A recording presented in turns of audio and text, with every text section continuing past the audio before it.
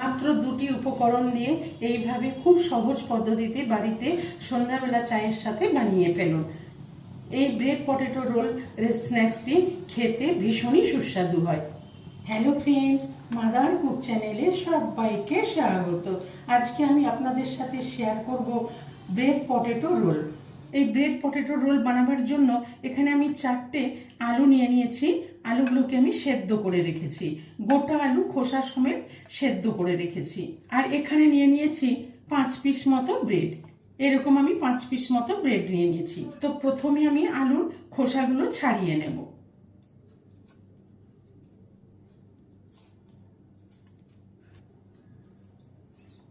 একটা আলুর খোসা ছাড়িয়ে নিলাম। এইভাবে প্রত্যেকটা আলুর খোসাগুলো ছাড়িয়ে নেব। 4টে আলুরই খোসাগুলো ছাড়িয়ে নিলাম। এবার আলুগুলোকে আমি গ্রেট করে নেব। আলুগুলো গ্রেট করার জন্য এখানে আমি একটা মিক্সিং বোল নিয়ে নিয়েছি। নিয়ে একটা গ্রেটার নিয়ে আলুগুলো এখানে গ্রেট করে নেব। আপনারা চাইলে স্ম্যাশ করেও নিতে পারেন, তবে একটু গ্রেট করে নিলে আলুটা খুব ভালোভাবে মিশে যাবে। এখানে 4টে আলুকে গ্রেট করে নিয়েছি। এবার এখানে একে একে কিছু উপকরণ দিয়ে দেব। এবার এখানে নিয়ে নিয়েছি একটা মিডিয়াম সাইজের পেঁয়াজ। পেঁয়াজটাকে খুব মিহি করে কুচিয়ে নিয়েছি। এই পেঁয়াজটা দিয়ে দিলাম। আবার এখানে 3টে কাঁচা লঙ্কা নিয়ে মিহি করে কুচিয়ে নিয়েছি। এই কাঁচা লঙ্কাগুলো দিয়ে দেবো। আর এখানে নিয়েছি কিছুটা ধনেপাতা কুচোনো, ধনেপাতাটাও দিয়ে দেবো। এবার এখানে দিয়ে দেবো স্বাদ মতো 1 চামচ লবণ। লবণটা টেস্ট করে দেবেন যতটা পরিমাণে লাগবে। দিয়ে দেবো 1 চামচ মতো চাট মশলা। আর দিয়ে দেবো ছোট চামচের 1 চামচ গরম মশলার গুঁড়ো। আর দিয়ে দেবো 1/2 চামচ মতো লাল লঙ্কার গুঁড়ো। আপনারা চাইলে এখানে চিলি ফ্লেক্সও দিতে পারেন। আর দিয়ে দেবো অল্প একটু বিট লবণ। বিট লবণটা দিলে খেতে ভীষণই ভালো লাগে। দিয়ে সব কিছু ভালো করে একসাথে আলুর সাথে মিশিয়ে মেখে নেব।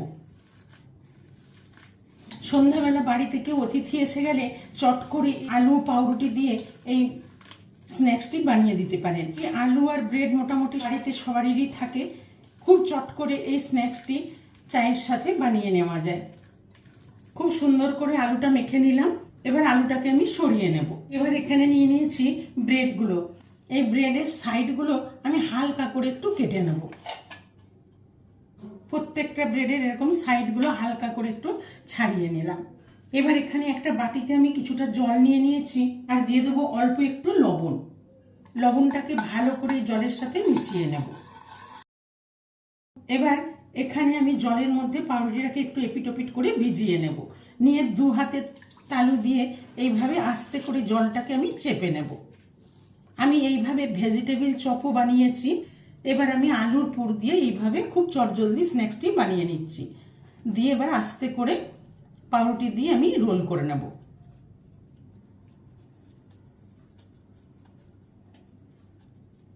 দেখুন কত সুন্দর একটা আলু পাউরুটি রোল বা চপ যাই বলুন না কেন, খুব সুন্দর করে বানিয়ে নিলাম। এবার এই প্লেটের মধ্যে নিয়ে নেব। এইভাবে আমি প্রত্যেকটা বানিয়ে নেব। নিয়ে আবার একটা ব্রেড জলের মধ্যে এপিটোপিট করে ডুবিয়ে নিলাম। নিয়ে আস্তে করে 2 হাতের তালু দিয়ে জলটাকে খুব ভালো করে চেপে নেব। জলটাকে চেপে নিলাম। নিয়ে আবার এখান থেকে কিছুটা আলুর মশলা নিয়ে নিলাম। নিয়ে এইভাবে লম্বা করে দিয়ে দিলাম। দিয়ে এবার আস্তে করে পাউরুটি দিয়ে কভার করে নেব।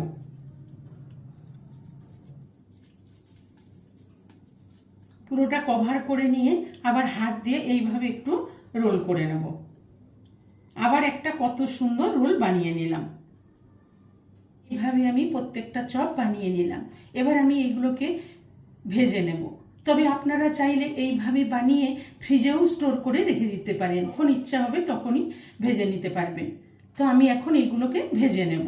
চপগুলোকে ভাজার জন্য গ্যাসে একটা কড়াই চাপিয়ে বেশ খানিকটা রিফাইন্ড অয়েল দিয়ে দিয়েছি। দিয়ে তেলটাকে ভালো করে একটু গরম করে নিয়েছি। এবার এখানে বানিয়ে রাখা চপগুলো আস্তে করে দিয়ে দেবো। ব্রেড রোলগুলো দিয়ে দেবো।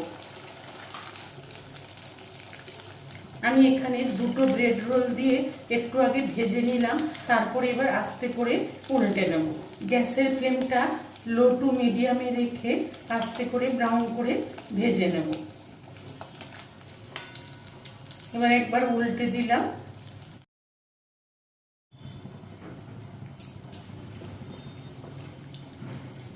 উল্টে পাল্টে চপগুলোকে কত সুন্দর ব্রাউন করে ভেজে নিলাম।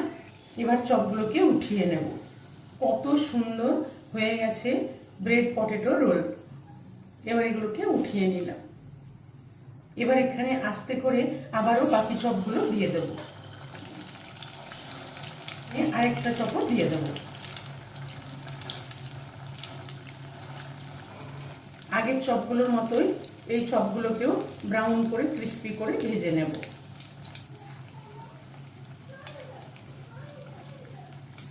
এবার একবার চপগুলোকে আস্তে করে উল্টে দেব।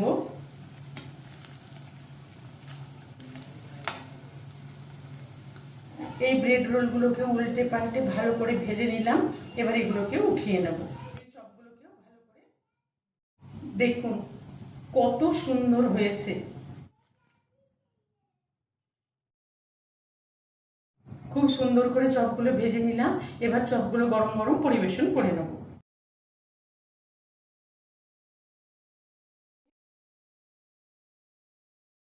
এইভাবে একবার চট করে বানিয়ে ফেলুন এইরকম পটেটো ব্রেড রোল। সন্ধ্যাবেলা চায়ের সাথে এরকম ব্রেড পটেটো রোল থাকলে একদম জমে যাবে। এই রেসিপিটি ভালো লাগলে মাদার কুক চ্যানেলটিকে লাইক, শেয়ার এবং সাবস্ক্রাইব করার অনুরোধ রইল। কতটা ক্রিস্পি হয়েছে দেখুন।